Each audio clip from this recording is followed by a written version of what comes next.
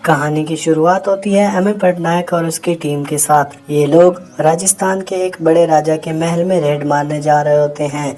राजा ने काफ़ी ज़्यादा टैक्स छुपाया होता है, इसलिए रेड होने वाली होती है।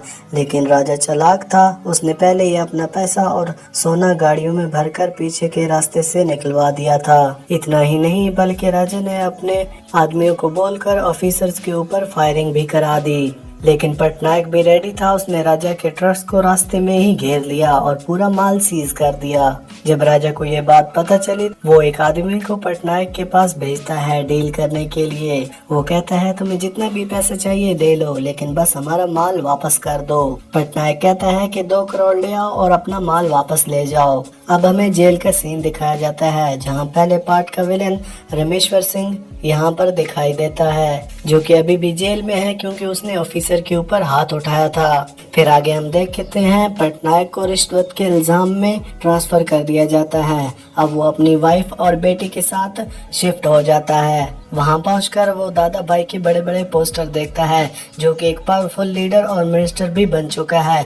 लोग उनकी पूजा तक करते हैं क्योंकि वो सबकी मदद करता है। उनका कहना है कि माँ उनके लिए भगवान से भी ऊपर है। पटनायक ऑफिस में अपनी टीम से मिलता है। एक ऑफिसर उसका मजाक उड़ाता है कि तू तो रिश्वत ले रहा है। पटनायक गुस्सा तो होता है लेकिन कुछ कहता नहीं है।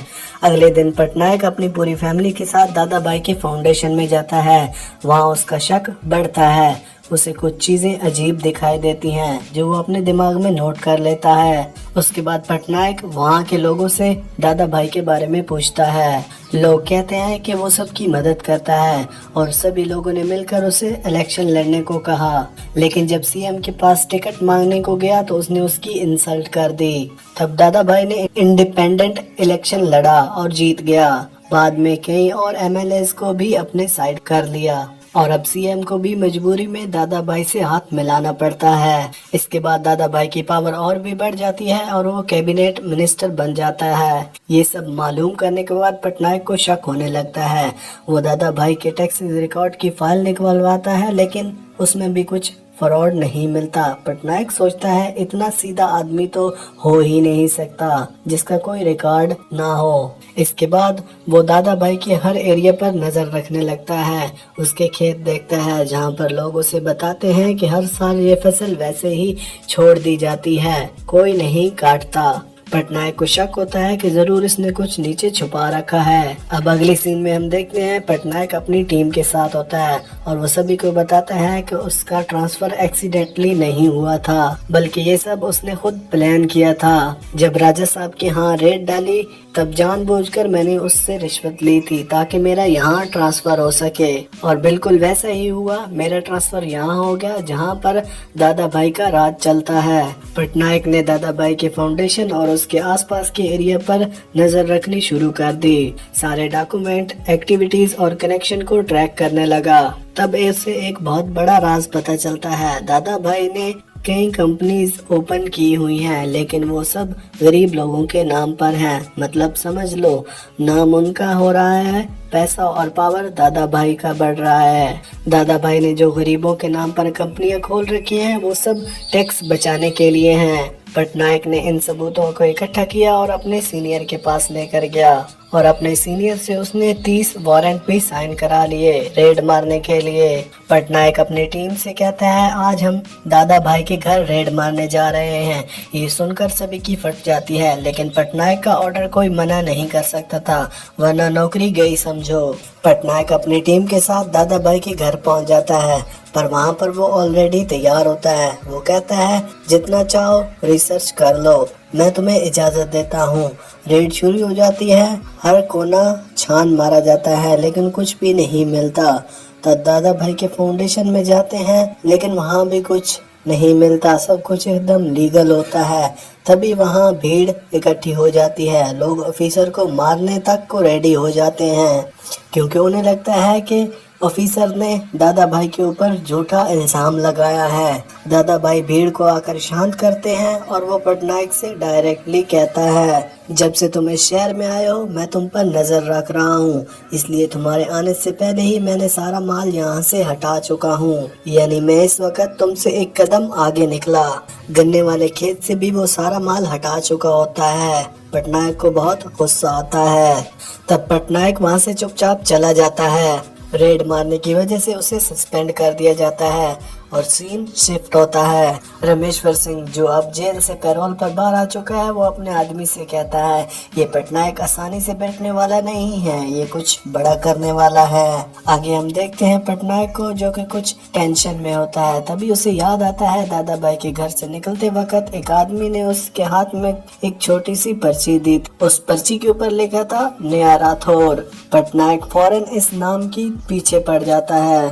कुछ दिन रिसर्च करने के बाद पटनायक को पता चलता है कि नेहा राठौर एक समय में दादा भाई की लवर थी, पर लोग कहते हैं कि उसने सुसाइड कर ली, लेकिन असल में ऐसा नहीं हुआ था। दादा भाई गरीब लोगों को लालच देकर उनके साथ दुष्ट काम करता था और फिर उन सभी की जमीनें सस्ते में ले लेता था। गरीब लड़की होने की वजह से वो इसके खिलाफ आवाज नहीं उठा सकती थी, लेकिन जब नेहा ने इसके खिलाफ आवाज उठाई तो दादा भाई ने उसकी आवाज बंद कर दी और इसे सुसाइड का नाम दे दिया।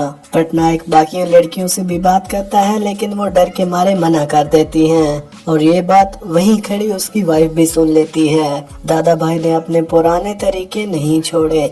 एक और लड़की के साथ वही सब कुछ करके चुपचाप निकल जाता है और यहाँ पर पटनायक और भी तैयार हो जाता है। उसके दिमाग में एक डेंजरस प्लान होता है। वो जाता है एक लालची वकील के पास और उसे पैसे देकर कहता है, तेरे नाम से एक पीआई फाइल करना है दादा भाई के खिलाफ कि उन्होंने नौकरी के नाम पर लड़कियों की जमीनें छीन ली। पैसा देकर लॉयर मान जाता है। जब दादा भाई को इसका पता चलता है तो वो बहुत गुस्सा होता है। अब तो मीडिया में भी नाम खराब हो जाएगा।